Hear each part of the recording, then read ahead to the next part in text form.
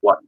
Hello, ladies and gentlemen, and welcome back to Inside Movies Galore for another a week of discussing movies. And we have Animal April coming up, where today Dustin is hosting the show. Dustin, why don't what movie is in store for us?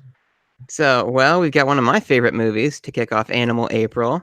So, tonight's feature was Lake Placid. So, the director of Friday the 13th Part 2 and 3 takes us back to the woods and back to a lake for, more mayhem.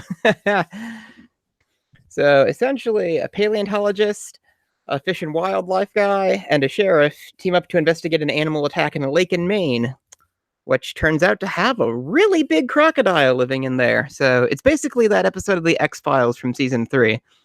It's got a lot of pretty scary moments, balanced with a lot of really funny jokes. Like, it is awesome. It came out in 1999. Sort of feeling like a double bill with Deep Blue Sea. Like, they both came out what feels like kind of around the same time. And they were fairly different movies. Like, Deep Blue Sea took itself kind of seriously, but this just like had fun. And oh man, I love this movie. So it was one of the first Shout Factory titles I ever pre-ordered. I think it might have been my first pre-order poster back when I started collecting. Because I saw it in the 90s and saw it again, right when Shout Factory offered it. And in the last 2 days, I've seen it twice. So nothing but good things to say. But let's see, who do we have tonight? So we've got Dave. Hello. Katie. Hi. Yeah, Katie's not feeling well, so we're gonna. I'm not. I sound terrible. Yeah, go easy on me, please. Yeah, so just if you don't hear a lot from Katie, there's a very good reason. So be nice. And then we've got Jake. Hi. And Brandon. Yo. So, let's see. How do we kick this off? So, first of all, we're going to be talking about the plot. So this is your spoiler warning. The movie's 20 years old. So if you haven't seen it, what's wrong with you?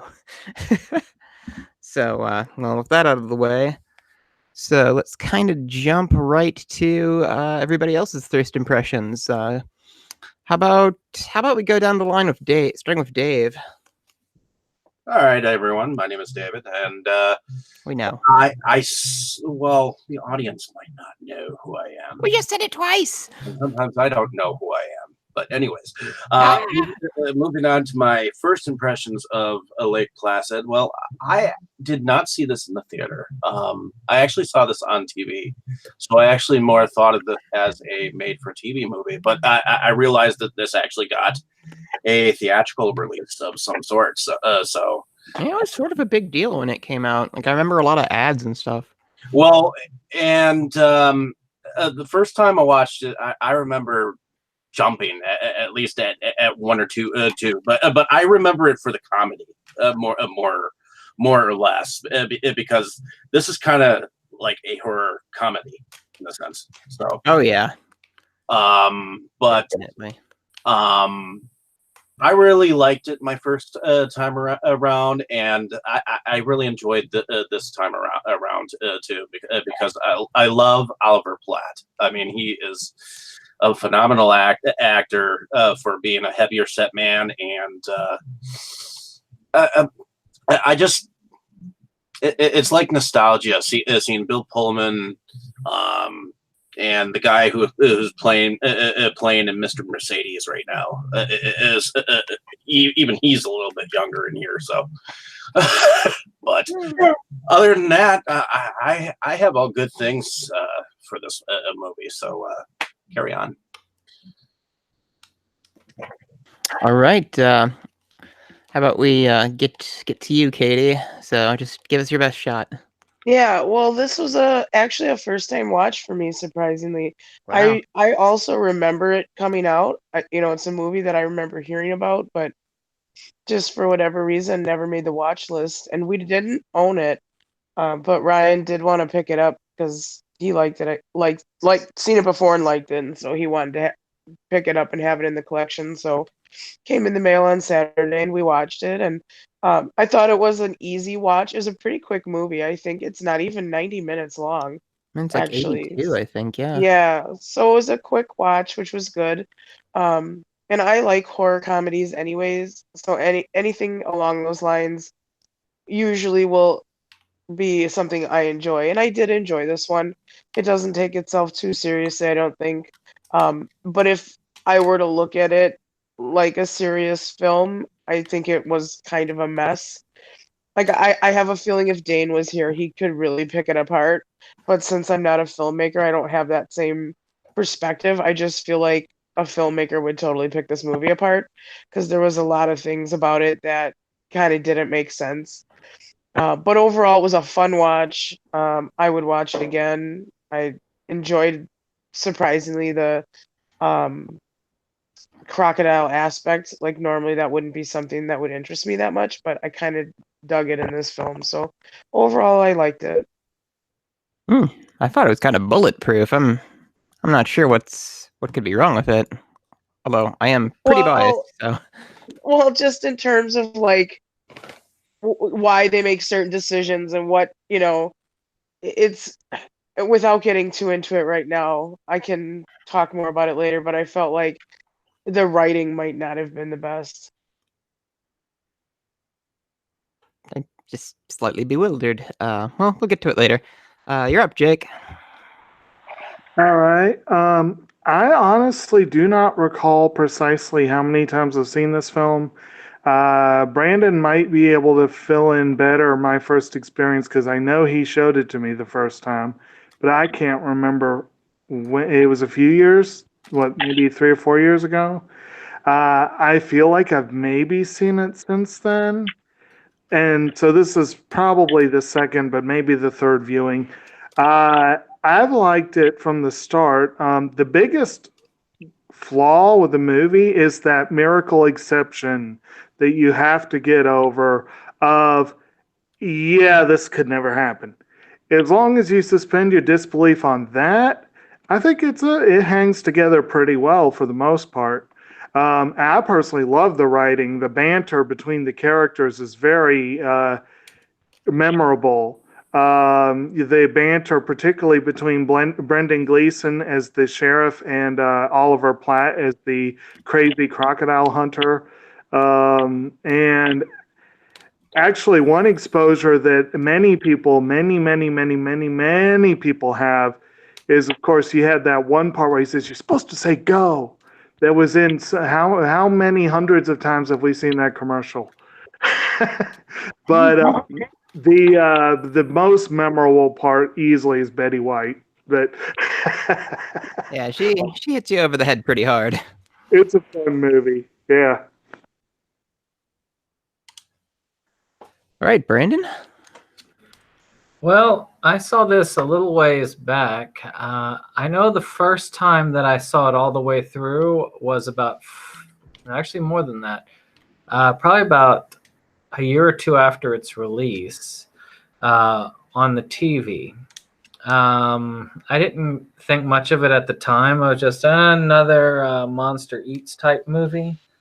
I had just gotten into collecting at the time.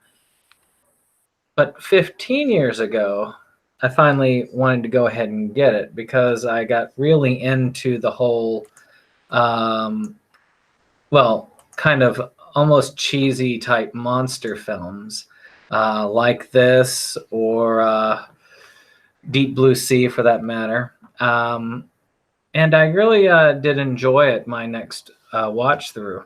And I've watched it a few times since then. And like I said, I know I showed it to Jacob. I think we did. Did we do that as a part of our movie exposure? I know we had a game where we would try and expose each other to movies that we normally would not have watched otherwise. So I knew he wouldn't have watched this on his own. He even ran away. What? What did? Oh shit! Where'd he go? He heard me talking about it and he ran away. He was too afraid of the movie. But Cowardice. otherwise, Betty White in this movie is what I remember from the beginning to the first time. Even, of course, her iconic line, which I'm not even sure is safe to say, considering you're trying to be on YouTube.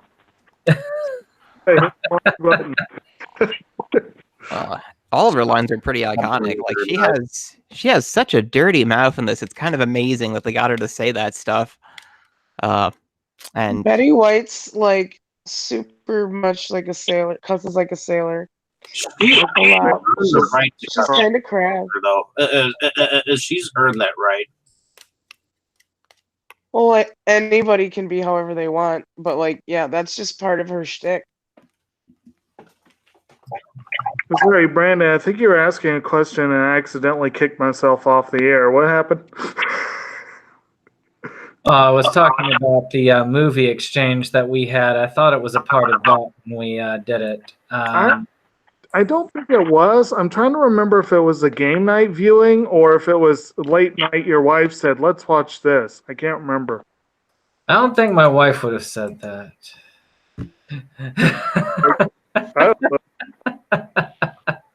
well, I mean, for me, it's hard to imagine people not liking this movie. So it's tough for me to process. It's like Placid, yeah, I'm always down. And yet critics panned it and it has a 5.7 IMDb rating. Well, they suck. So yeah, like what's something awful that they gave a high rating to? It does not meet the Adventureland standard. I'm gonna think of something. Well, they said Venom was bad, and I liked that. So they're wrong.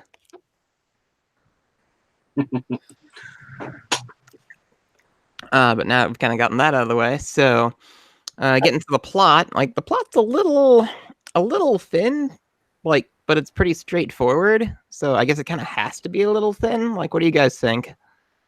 Well, yeah, I mean, I think the thing is, like, to avoid this alligator, like they've been avoiding it, or crocodile, like they've been avoiding it for the last however long, just don't go there. Like, until everybody comes to the lake, nobody's really getting killed. Everything was fine until everybody showed up. Yeah, it's not like They kind of Toronto. create their own I problem. like the very beginning where you got the sheriff guy and the scuba diver who goes down, and evidently they're looking at the ecosystem, and it's like a little bit later he gets half eaten and half of his body still grips the sheriff. Yeah, that was pretty intense. That was an intense beginning. So yeah, it kind of set the tone too for the kind of movie that this is, because he's doing like a survey for beaver, like he's diving to check out like the beaver lodges, and there's some I don't remember exactly what it is, but he makes some dumb joke about like checking the beaver, and it's like, we get it. And then he's brutally killed. Well, the thin plot does help because it is a short movie and it's a fast-moving movie. And I think that's one of the good things about it is that it moves quickly. It doesn't drag. And if they had gotten really complicated with the plot, that might have started dragging it down just a bit. Oh, yeah. A heavy plot would definitely not benefit this film.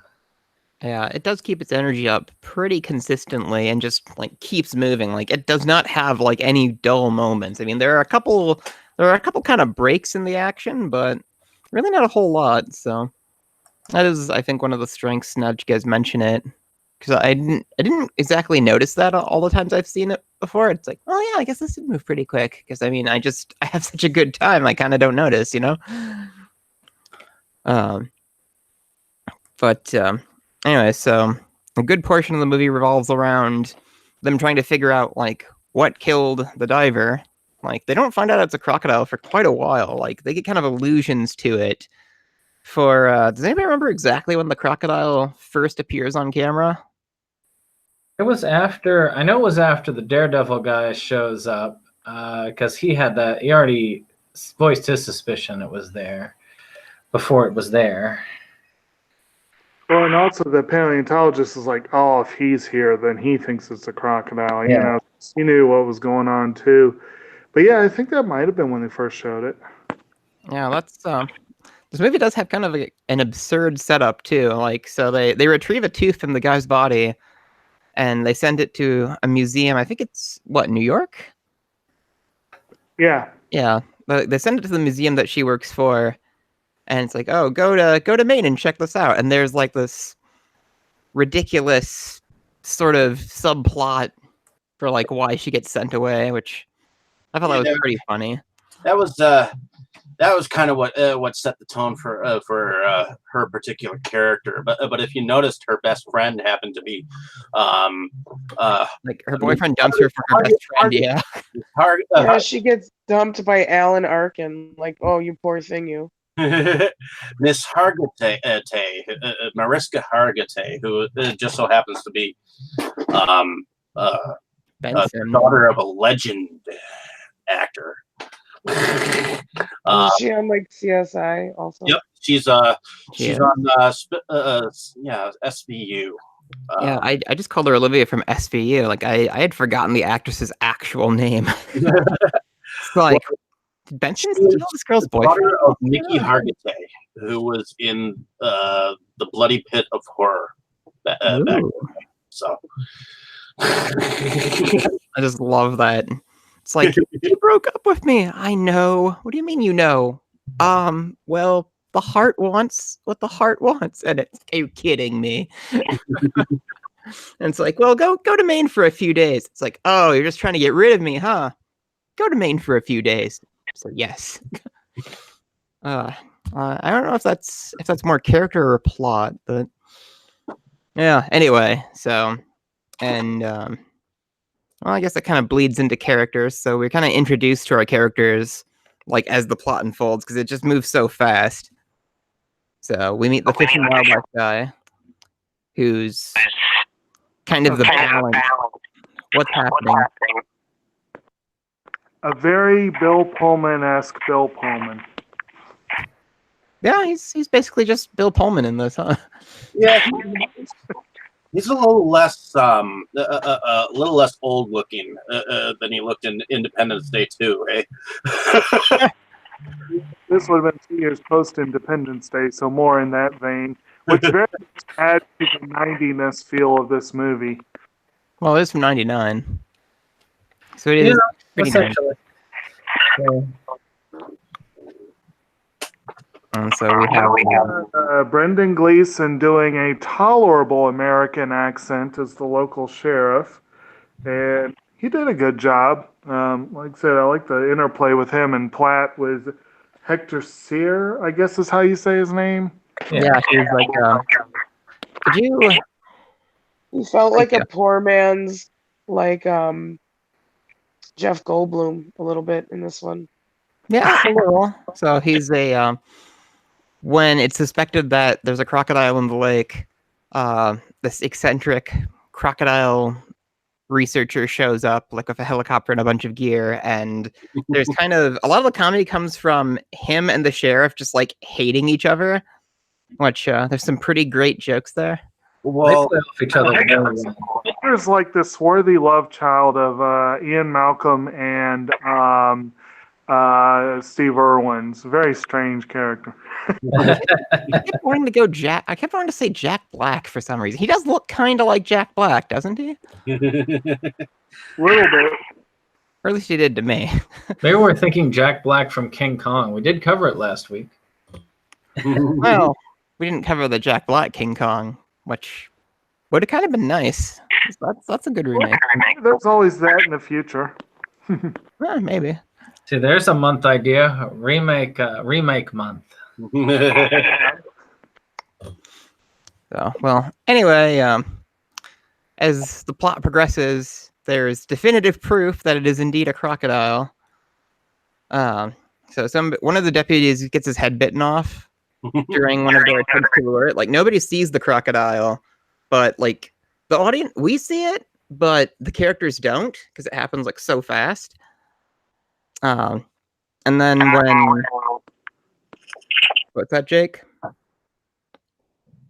Oh, never mind. I totally lost my place. The dude lost his head. Yeah. Like we only get our first really good look at the crocodile when Sheriff and Professor, as I forget these guys' names. Goddamn. So the professor's been putting like traps all around the camp just in case like the crocodile comes after them like in the night, which is honestly a pretty good idea. And like one of my favorite running gags is that the sheriff just keeps like blundering into like these snare traps. Like how many traps does he get caught in? Like 3, 4, something like that? At least 3? I like the one where he picks up the stick and decides to go right after the guy afterwards. Oh, it's like one of the best. That's one of the best jokes too. It's like because the guy gets his head bitten off. Like there's a very serious scene. It's like, I know you're weird and that you can't help it, but leave me alone. And the sheriff immediately like steps into a trap. And like the professor's like, he's talking to the other guys. It's like, I'd cut him down, but he has this odd look of mayhem in his eyes, like he wants to hurt me. It's like, if he cuts you down, are you gonna hurt him? It's like, I'm not interested in even looking at him ever again. Then they cut him down. He lands kind of hard. Then he picks up that branch. It's like, I lied. They get momentarily attacked by a bear, but sucks to be that bear, right? That was the first time they got a good look at it, wasn't it? Yeah. So like this bear like runs out of the woods and is like, roar, I'm a bear, but it has its back to the water and the crocodile just like jumps out and pulls it under. Like, what do you guys think of that? Oh, I love that. That was just a great contrast. And when you've got the big bear, that's ferocious king of the hunters there rearing up, you think to yourself, now there was a little bit of foreshadowing to it, so that if you thought about it, you could predict what was going to happen. But at the same time, it's just that funny thing, like this is going to be the thing that takes them out in this scene or tries to take them out, but then it gets taken out by the crocodile. I wonder if they ripped off that sequence in Jurassic World. Oh, Maybe. You're talking about the part where they fed the Tyrannosaurus Rex? The Indominus Rex, like they defeat the villain dinosaur in that one by kind of like driving it back to the edge of the mosasaur exhibit, and the thing just like jumps out and grabs it. It'd be funny if they made it'd be cool if they made a nod to this doing that, but who knows? And then again, the biggest character of all, you have Miss Dolores Bickerman, I believe. On the edge of the lake.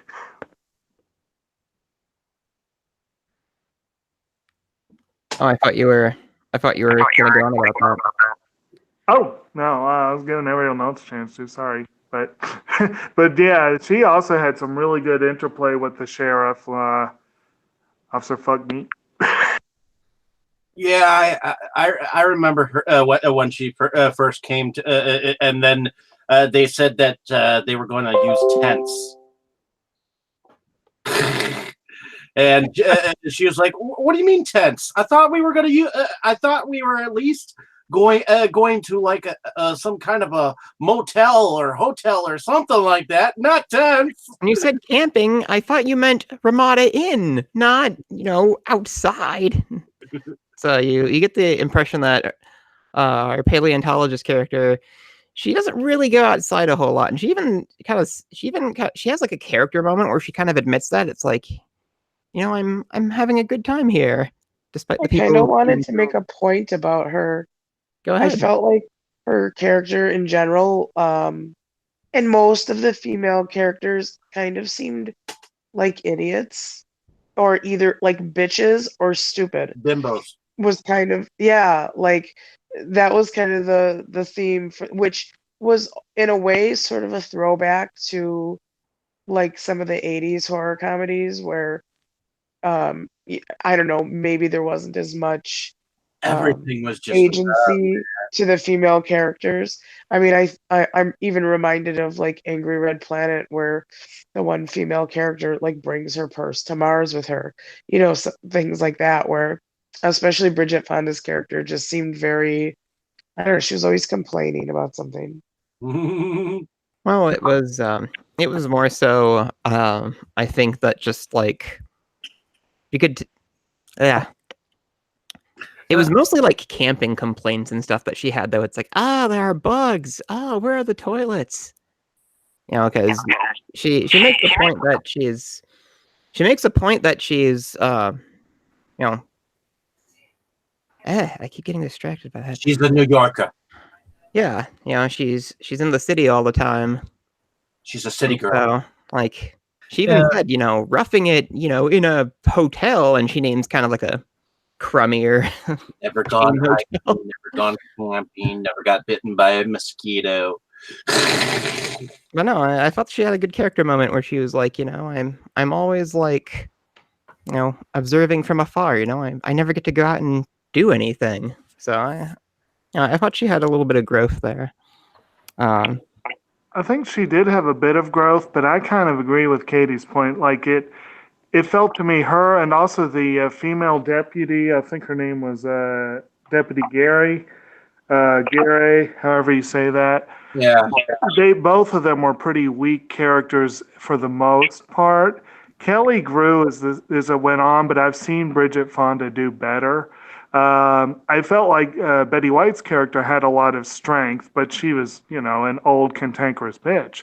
But she had a lot of personal strength that the other two lacked, I thought. And then, of course, you had Platt's character, was incredibly chauvinistic and said a lot of really off-color things to both of the females. He's meant to be like a weirdo. But yeah, even then, it was still kind of like, calm down, dude. Jeez. I mean, Betty White's character in that particular one was a much different take, a much better take. Though for her, it was not that far off. I mean, if anyone is familiar with some of her earlier work, or even her work when she was on the Mary Tyler Moore Show, she really kind of played a shade of that character. The character that acts all nice and wholesome on the surface, but is very snarky and judgmental underneath. She very much played off her character on Golden Girls very much. Yeah. Yeah, like I'd never seen like a character quite like that before. So for those who don't know, Betty White plays this old lady who lives in kind of like a farm, like at the edge of the lake. And she's been feeding the crocodile for 6 years. And it even got her husband. Pretty, it's basically like her pet. Like, it's kind of, it's weird. It's pretty cool, but it's weird. Well, and that's like she's the one who started it all, in a sense. You get that feeling like she knew exactly what was going to happen, anyways. Well, She was the thing that I missed the most out of the sequels. I haven't seen all the sequels. Like, there's one where they basically have her sister be like her character, except her sister is like intentionally like pushing people into the lake, whereas Betty White is kind of ambivalent in this. Like, she doesn't help anybody get killed, but she doesn't really warn anyone either. She comes off as very polite at the beginning, and then each time you see her, she reveals things she had not mentioned before. There's like the part where they and then as she goes on, she gets more colorful in her language as well. It's like one of my favorite parts is do you know how your husband died? Oh, yes, I killed him. He was sick. Very matter of fact. Like, she just wants him to leave the crocodile alone, which I can kind of relate to, being a reptile fan. But there's a line, especially when it comes to a 30-some foot saltwater crocodile. So that thing was, yeah, it's kind of too dangerous to just have that loose in a place like Maine. I did get that Indiana Jones vibe when they got towards that point of what they were going to do with the crocodile. I felt like the paleontologist was like, "It belongs in a museum." It belongs on display somewhere. It belongs somewhere. But well, eventually, after like they figure out one thing that was kind of nice about like Betty White's character's background on the crocodile is that like they don't explain like where it came from, and it's one of those things. It's like, well, I thought that was pretty realistic because it's like, well, it's just a mystery, and they didn't try to like shoehorn any kind of like reasoning into it. It's like, oh, the crocodile just kind of showed up one day, and it's like, well, if this actually happened, yeah, it's pretty much what it would be like. She's just an eccentric hermit who found a pet and likes having the pet around. Just followed them home one day. Of course, she thinks it's just her pet dog Rex. Right. And she gets indignant that everyone else is so indignant about it. It's like, I like this, like, she's like, murders and rapes in the city, people bomb planes, can the police stop them? No, but feed one little cow to a crocodile. Your priority's kind of off there, lady. Anyway, so after that, we kind of just rush right into our finale, where instead of they're gonna try to capture the crocodile to relocate it rather than just like blow it away. The sheriff keeps bragging about this like fancy gun he has. Like it's basically like, I did some digging into it. It's like a prop gun that they made for the movie. Like it doesn't actually exist, but it's basically like a grenade / rocket launcher. And he's like, I can't wait to shoot the crocodile with it. And it's not exactly a running gag, but he talks about it a fair amount. And so they hatch a scheme to try to like lure the crocodile onto land and like trank it so that they can like relocate it. And by the time it more or less goes he almost doesn't use it. Like, yeah, that was a nice moment for him. Like we won't spoil like the exact details, but they managed to capture the crocodile, not with the equipment they originally intended to do it with, but they get it. And the sheriff is like, oh, look, it's suffering. And he's like, yeah, I get to shoot my gun. And there's like a sad shot of like the crocodile looking like, just, well, sad. And like sad music plays. And somebody's like, shoot it. And the sheriff is like, really? Sometimes you got to put old Yeller down. God put her down. And then there's a surprise in that scene too, though. There are 2 crocodiles, and he blasts the shit out of that. The second one. And this was something I noticed. So I did a fair amount of like looking into like the crocodile biology in this. And so the really big crocodile, that would be the male crocodile, because like crocodiles have like the sexual dimorphism. Like males are much larger than females because they defend a territory that the females like live within. So I thought they did a good job of making like the female like proportionately smaller than that giant male, which ties into the very last shot is they're carting the surviving crocodile away like on a flatbed truck. And Betty White's just like sitting at the edge of her dock, like throwing bread crumbs to baby crocodiles. And so I thought that was a really nice kind of twist near the end. But when he gets to fire, when he fires that gun, like that was one hell of an explosion. It's like to the point, like, where did he get that? Like, why does he have it? You know? Well, some people, I mean, I really feel like that was a play on the old school elephant guns that people used to bring on safari, which is not all that different in some ways, but it wouldn't result in such a nice explosion. It was a pretty believable explosion, too. Not to mention, this is America, where everyone has the right to have a grenade launcher. Damn it! If your child doesn't have a gun in the state of Texas. Well, that's pretty much it for the plot and the characters. Well, does the crocodile itself count as a character? I feel like well, I guess we'll cover them in the effects, which is where we're going right now. So, what do you guys think of the effects overall? Like, good for what it was doing. Yeah. And it was more Stan Winston work, which obviously has to be appreciated. And he did build an animatronic crocodile, and also the cow when they're lowering the cow down from the helicopter as bait. That was like an animatronic cow, which looked really, really good.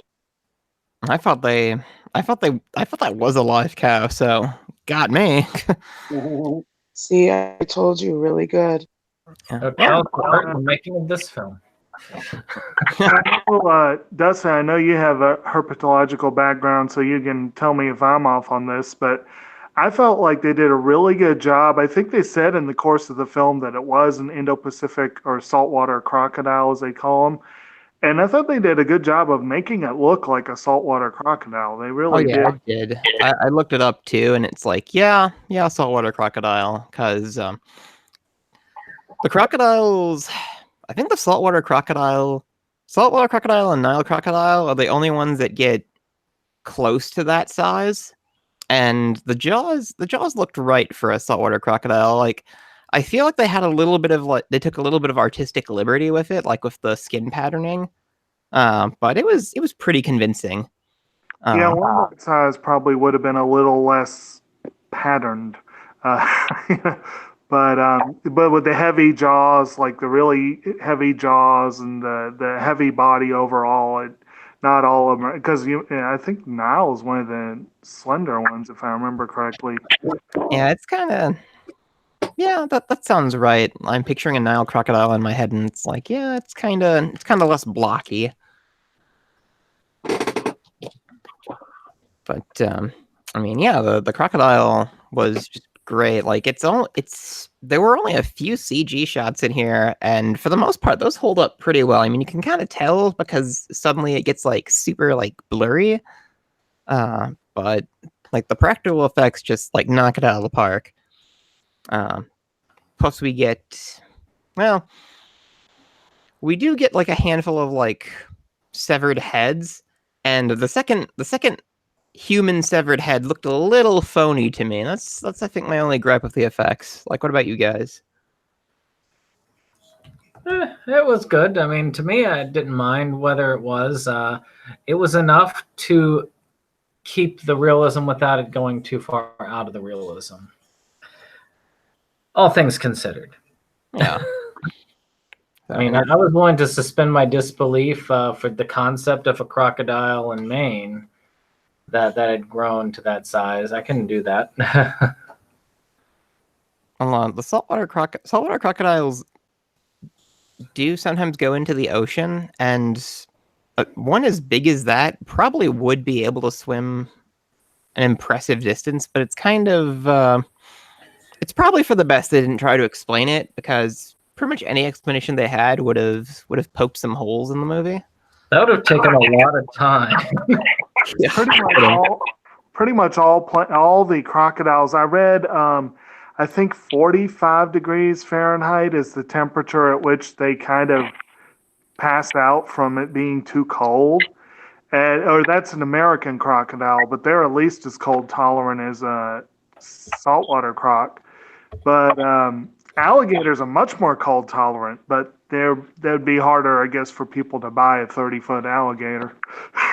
Oh yeah, I mean, you need to be a monster, like an actual monster, like the one from, well, Alligator, to be that good. They have the stories of the alligators in the sewers. You could always bring up a derivative of that. Yeah, maybe there was so much toxic waste in the New York sewers that it. Well, hey, I love that movie, so I give it a pass. Well, I thought it was a decent jump in between between the knowing that that part of the alligator was at least animatronic, and you could definitely tell that there was some CGI used. So the thing is, a lot of films tend to rely on jump scares a lot. How does everyone feel that the jump scares were in this film?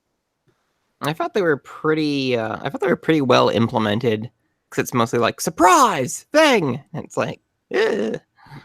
I can't say I've been too desensitized. It wasn't enough to cause me to jump at all, so I can't really say. They'd have to try harder for me. Well, I mean, the movie, it's kind of hard to classify the scares in this, because I mean, most of its scares are just kind of like jump scares like that. But I think they work pretty well overall, because I mean, most of the movie, like, you're just laughing, you're having a good time, and then it's like, oh crap, what's that? So I think I'd give the jump scares a pass. I mean, they were. Typically, I hate jump scares like so much, but I didn't mind any of these, so that should tell you something. Well, I think most of them that were used made sense, like the croc coming out to get the bear. I mean, that's like unexpected, but it's logical. It makes sense in the course of the story, and it's not just there to make you jump. Yeah, or when the guy gets his head bit off because he's pulling in the crocodile lure from over the side of the boat, like the croc just wham destroys the lure and just happens to get the guy at the same time. Like, it's almost more like an accident, but you don't see it but you don't see it coming. Like, you expect the crocodile to like hit the lure, but you don't see the guy to get. You don't expect the guy to get like caught up in it too. So it's kind of like and that sort of leads to, this movie had a lot of running gags. Like, I think another good one related to that guy losing his head was the, stop throwing heads at me. Like, what you guys think of that? I kind of felt that slap came out of nowhere. So I'll admit that did take me off guard. So, well, when they first arrive, they're just kind of like scouting around the area, like in a rowboat, and they're like, "Oh, what's that?" And the sheriff like picks something up out of the water and kind of like tosses it in and kind of like drops it into the boat, and it's like a moose head. And Bridget Fonda's character is like, "Ah!" and she like slaps him, and he's like, "What the hell?" And it's like, "You threw it at me." It's like, "I didn't throw it at you. I just dropped it." It's like, "You threw it at me." It's like, stop. And it was kind of like what we were talking about earlier, how she just kind of like panics at little things. There's kind of another like running gag that I liked in that scene too. It's like Bill Pullman's character, like when they first meet, like they don't really like each other very much, and so he just keeps calling her ma'am. I think because it like visibly pisses her off. He's like, "Ma'am, calm down. Stop calling me ma'am." She gets like multiple heads thrown at her too. Like, there's like later in the woods, like they're just kind of walking around and like she bumps into something and a head just kind of like flies off screen. So I think it goes back to what Katie had said about her playing that sort of stereotyped female character. And I don't know why. There's two movies that really come to mind whenever I think of her character. One is Indiana Jones and the Temple of Doom. And the other one is Romancing the Stone. I've Okay. never seen that, but I get the Temple of Doom thing. Like she's, I don't think she's as bad as Billy in Temple of Doom, who's just kind of there to like scream. Like at least she does other stuff. But as for her complaints with like, people keep throwing heads at me, like that's pretty much how I would probably react to. So I kind of related a little bit to that, and it's like, yeah, that's kind of fucked up. I can never really relate to people throwing severed heads at me, so I can't really say. Well, I'm talking about the surprise and indignation about it. It's like, why do I keep getting heads thrown at me? Well, Dumb. at least you got some head. Gross. But what are some of the other effects? Mostly explosions. Good explosions, right? Oh yeah. They would be proud. Well, moving on to the music. So, did you guys really notice the music that much? Well, there was a song that was being played on the boat in the very beginning that he was listening to, and it was a 60s song. I forget exactly what song it was, but then there's the song that was being played, being played while Oliver Platt's character was dancing with the cops, and which was kind of a funny moment because the sheriff thought that he was just Moving around when he was actually trying to attract the crocodile. like, yeah, they're attracted to noise, so we're throwing a party. And it's like, I don't quite trust you, but what? I like the use of the Bob Marley song at the end. That was fun. Yes. I thought the music was pretty lean too, like the stuff that they composed for like the action scenes.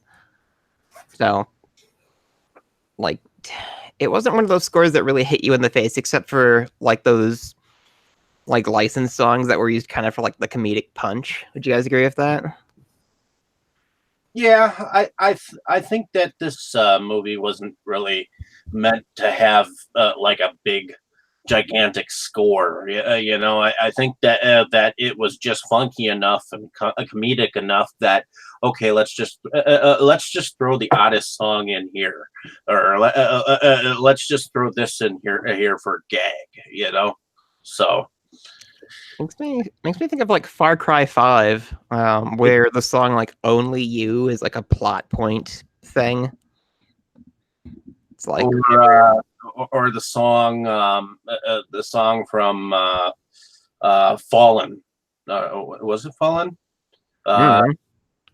They played a Rolling Stones hit through the whole entire thing, I think. Or was a Time to Die or something? I'm trying to think. But they used a theme. Anyway, what was everybody's favorite scene? So I'll go last so I don't step on anybody's toes. Well, there's a favorite phrase, and every time I see this or think about the series, and I've watched all the movies except for Lake Placid versus Anaconda. Well, there's one called Legacy that's after that one too. So I've watched all of them so far. Other than that one I've skipped for some reason. But there are a lot for some reason. Any of the scenes with Betty White would be my favorites. Her line, "Officer, fuck meat." I don't know why that just sticks with me. Every time I hear Lake Placid, that's the first thing that comes to mind.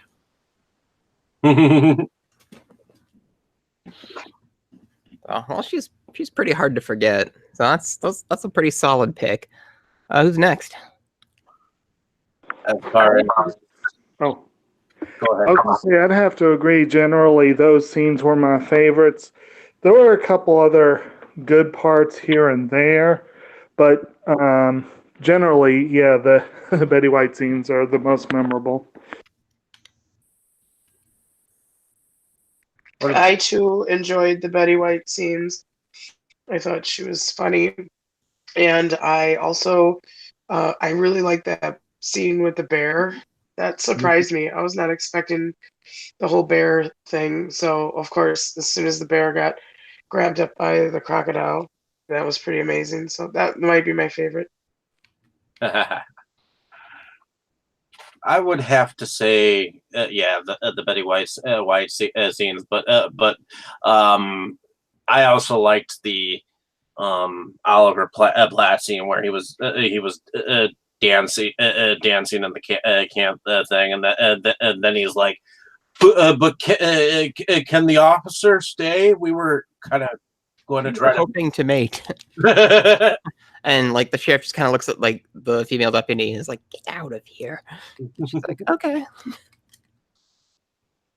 And that sort of sets up the conflict between them. It's like these two characters really just are so opposite, but well, that really contributed a lot to it. Like his relationship with her was a little weird. It's like this doughy Jack Black shows up and I don't know. It was hard to put my finger on. A boatload of money. Well, I guess so, but yeah, this helicopter was cool. I liked the crocodile hide paint on that. I thought so. And when they put the cow in the that crane thing on the helicopter, that's what kind of reminded me of Jurassic Park when they were feeding the the velociraptors or whatnot. For some reason, I thought my mind went to that moment. I was like, "Oh, okay." So they're just trying to attract it to feed it, and it's not showing up like the dinosaurs didn't. It's kind of This lacked John Hammond's classic line, "Who's hungry?" Yeah. Oh, for me, it's kind of hard to pick a favorite scene because I just enjoy this movie so much overall. I think I'm gonna try to name some. I think I'm gonna go with something that hasn't really been like touched on yet. So part of the professor's character is that he likes to like swim with the crocodiles. They give sort of a convoluted kind of explanation for it. It's like a spiritual thing for him or whatever. And he's like, "Oh yeah, I'll just do it this time." And as soon as like he encounters the crocodile in the water, he's like, "Oh, this was a bad idea this time." So, and I liked how he got out of that, where like he's just kind of like slowly going back, like swimming back to the helicopter, and like he distracts the crocodile by he pulls out like his emergency raft thing. And, you know, when that like pops out of the water, the crocodile goes for it and gives him like time to escape. Like it still attacks the helicopter, but they get away. Like that kind of helps with, I think, the fun factor of this movie is that like the kills that are there are are fairly violent, but there aren't a whole lot of them. So it's kind of like it's more of like an adventure movie, in terms of like the low body count. So I think I'm gonna go with that as my favorite scene that we haven't talked about yet. And then of course, this movie has one hell of a history with sequels, which my last count was 3 sequels for this, like all like Sci-Fi Channel, let's just say not great quality. So it's not. I think Brandon knows and Jake know a lot more about the sequels. So Technically, there are 7. Yeah. There's Lake Placid 1 through 3. Then there's of course then they thought that they were going to have the last and final Lake Placid. Then they did the Lake Placid versus Anaconda, which I have not seen, but Anaconda got kind of out of control with like crap sequels too. Well, and then of course then they went back to it and did the Lake Placid Legacy, which was the recent one. So I have not seen Final through Legacy, and I still have to pick up Legacy myself. So for the sake of completing the series or owning it. So, Oh yeah, I mean, just having them is always fun. To me, the Lake Placid series is not one that I consider one of my favorite films, but I do consider it a fun and enjoyable film and film series, really, because I like all of them. Though Lake Placid is the highest quality of the bunch. Oh, by far. I mean, I've seen at least those first 3 ones, and the oh, good God, the CG is so bad, like so quickly. Ugh. Did they spend any money on it? You know what I mean? I never watch films like that for the realism. I Take you out of it. That's my point. if it at least has some cheese, like I would have to say that. Okay, big ass spider. That was bad, but it was good too. You know, so it's kind of like you got to take your cheese.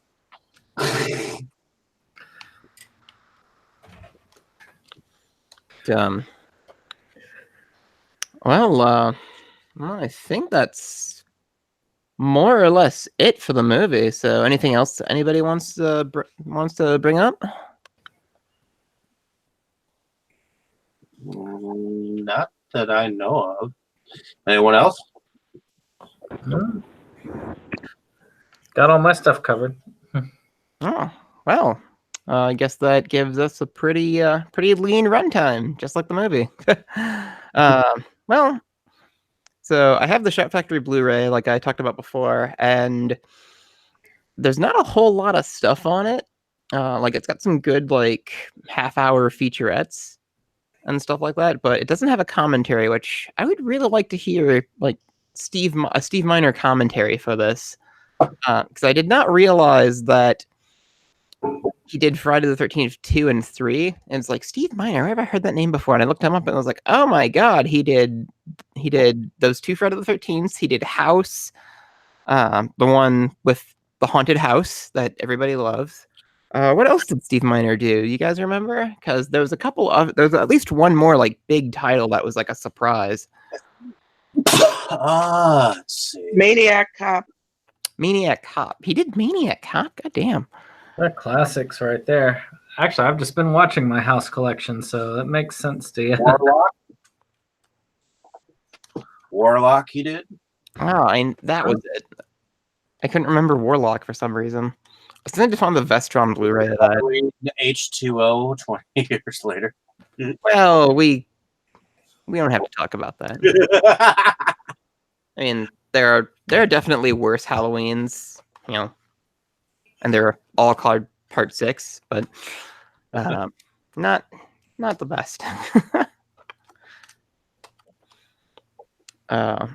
One thought I had is like, I thought it would have been really funny if, as like a secret Easter egg, they had just put like somebody in like the Part 3 or Part 2 Jason costume, like walking around in the woods in one scene, but have it be like off in the distance, like have it be noticeable, but just have nobody like acknowledge it at all whatsoever. It's just like, yeah, he's there. Like for some reason, I thought that was really funny. Well, at least he's still around. Evidently, he's doing an exorcist film of sorts called The Exorcism at Lincoln High. So it'll be interesting to see what he comes up with. Oh yeah, he's pretty good. So I kind of want to check more of his stuff out. I mean, that's quite the list of classics that he's got on his resume there. Yeah, we definitely need to get House on this at one point. Oh yeah, I would have to say. I mean, I can't say how. I mean, I remember different pieces of House when I was a kid. So and the second one, because they both have Cheers alums in both of them.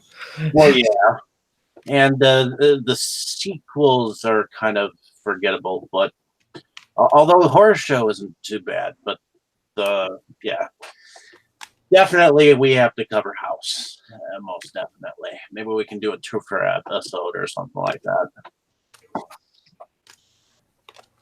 Well, eventually we'll get to it. So, well, I think that's it, guys. So we're gonna give our classic outro of just who the hell we are and what else we do. So I'm Dustin. I'm a horror collector here in Milwaukee.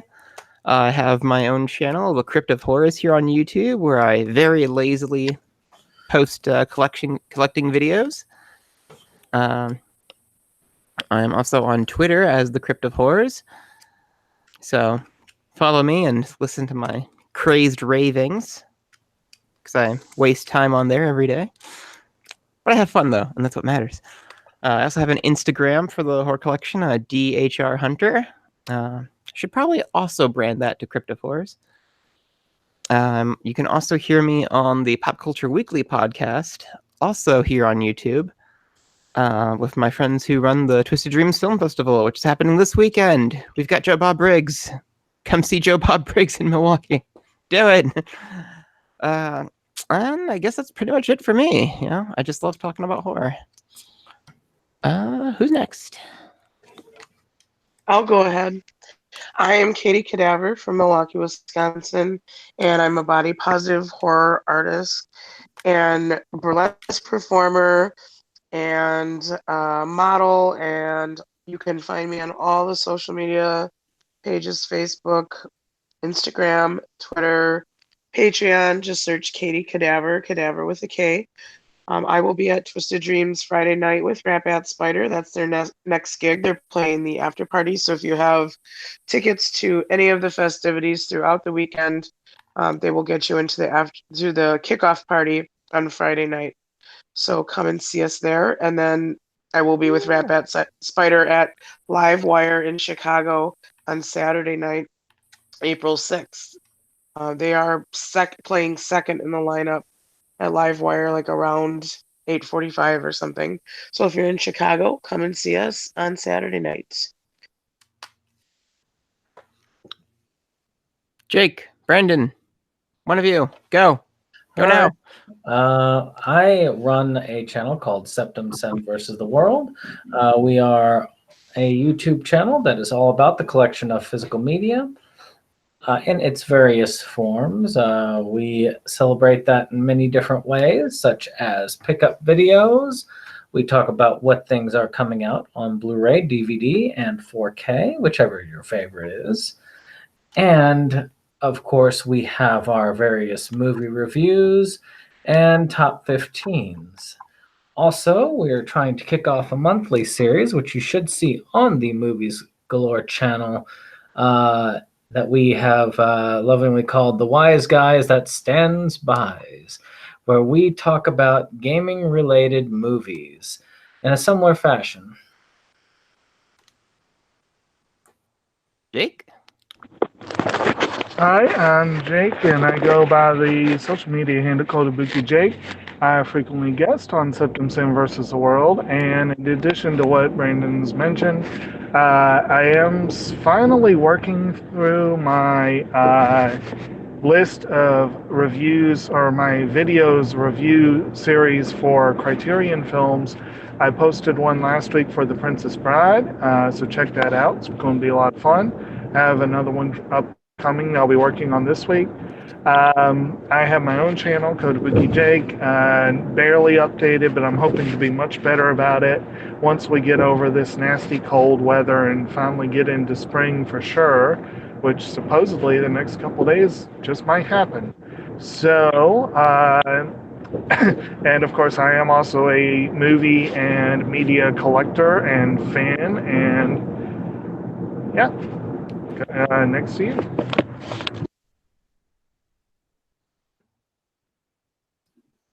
Dave? Alrighty. And my name is Dave. I run Inside Movies Galore, but I run it with you all. And lately, I haven't been doing reviews. Some of you haven't heard, my grandmother passed away. So, but stay tuned. Stay tuned for more reviews once I get back into the fray of things. And also, coming up, I have paired together with David Sterling on the next Camp Blood Kills. And I believe someone else in this podcast also will have his name show up on the same billfold. So Maybe. Maybe. So stay tuned. I know that I'm going to be on both Camp Blood Kills and the following Camp Blood as well. So that's going to be exciting anew. So I started producing again. So at least that's still going on. So definitely keep a lookout for those two films. So in any case, thank you all. And next week we are going to be doing Figure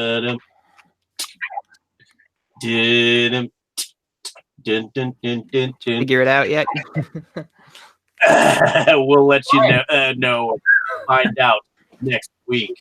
Thank you all for tuning in. Stay tuned for another exciting episode of Inside Movies Galore.